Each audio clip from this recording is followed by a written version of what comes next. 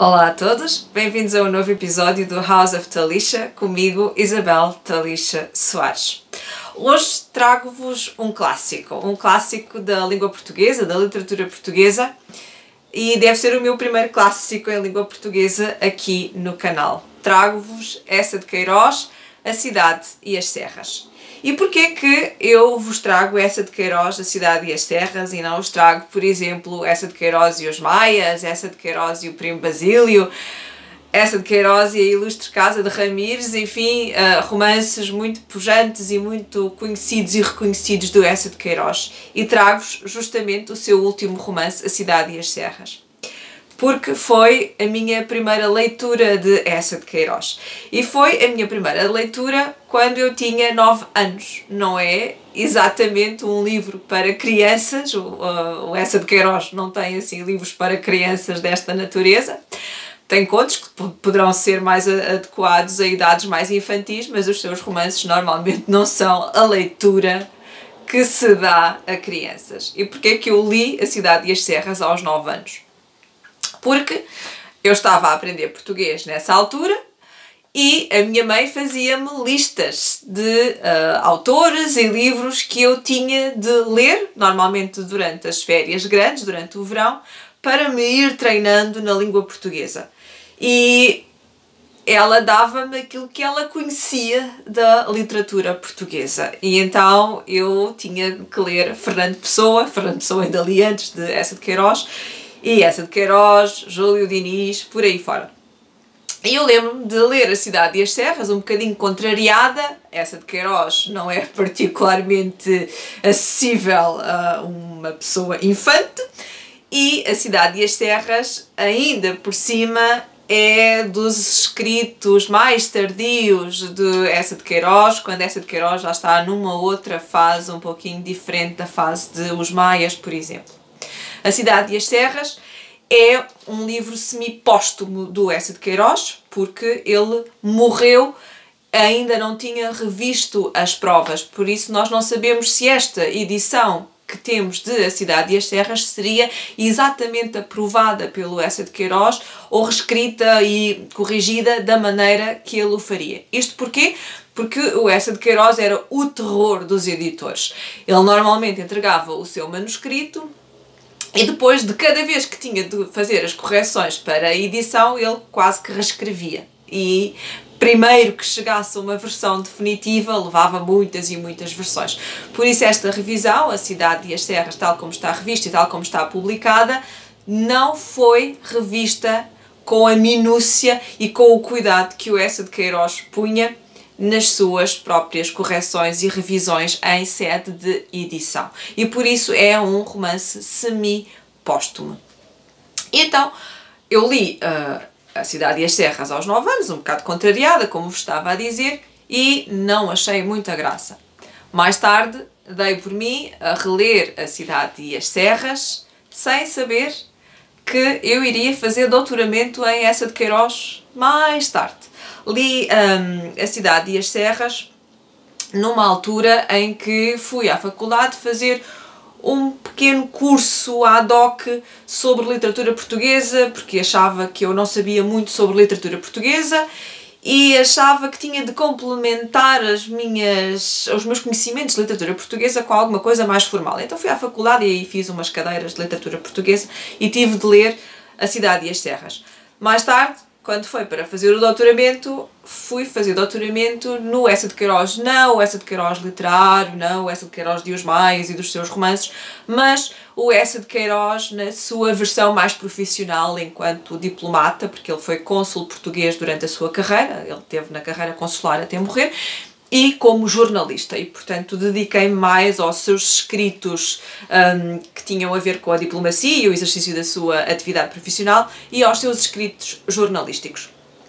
E fui tirar um curso em Eça de Queiroz, lá está, eu também achava que não sabia muito sobre Eça de Queiroz, para me estar a colocar na posição de doutoranda com uma tese em Eça de Queiroz, e fui a Tormes, à Fundação Eça de Queiroz, fazer um curso e tomar conhecimento em primeira mão com o mundo de A Cidade e as Serras. A Cidade e as Serras é um romance em que Eça de Queiroz revê alguma da sua visão ou da sua postura perante o mundo. É um Eça de Queiroz que é muito mais amadurecido e muito mais maduro e que já pensa num regresso a uma primordialidade rural, calma, quase mais bucólica.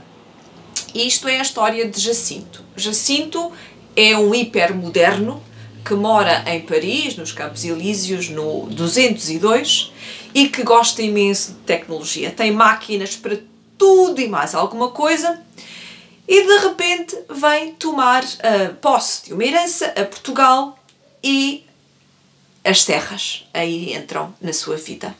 E ele chega às serras, ao campo, vindo da hipermodernidade e, sobretudo, da hipermodernidade cosmopolita parisiense, e depara-se com o mundo rural, onde lhe servem favas e canjas de galinha e por aí fora.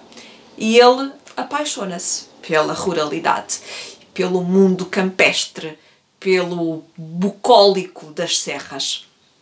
E por isso há uma transformação de Jacinto que vem lá do seu cosmopolismo, da sua urbanidade toda, e passa a amar o campo.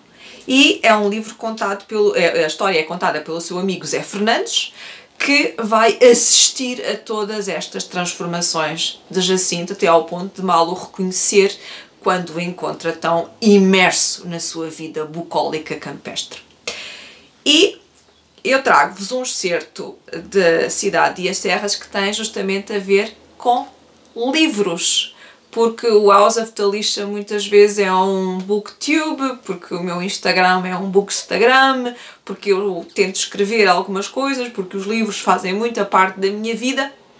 E então há aqui um pequeno excerto em que o Zé Fernandes fala de como o 202 era inundado por livros e como Jacinto acumulava, além de tudo o que era maquinaria e tecnologia e engenhoca, erudição, cultura, livros.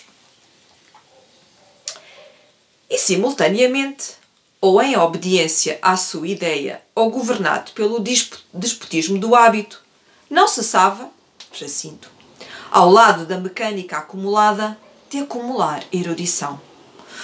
Ou a invasão dos livros no 202, solitários, aos pares, em pacotes, dentro de caixas, franzinos, gordos e repletos de autoridade, envoltos em plebeia capa amarela ou revestidos de marroquim e ouro, perpetuamente, torrencialmente, invadiam por todas as largas portas a biblioteca, onde se estiravam sobre o tapete, se repimpavam nas cadeiras macias, se entronizavam em cima das mesas robustas e, sobretudo, trepavam contra as janelas em sôfregas pilhas, como se, sufocados pela sua própria multidão, procurassem com ânsia espaço e ar.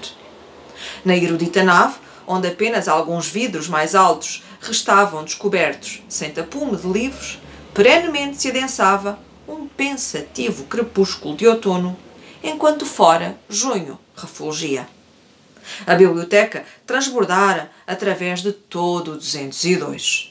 Não se abria um armário sem que de dentro se despenhasse desamparada uma pilha de livros. Não se franzia uma cortina sem que de trás surgisse, hirta, uma ruma de livros.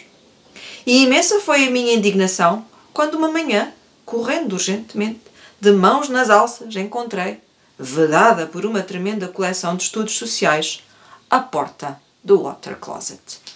E assim é a impressão de Zé Fernandes sobre todos os livros que se acumulavam no 202, a casa parisiense de Jacinto.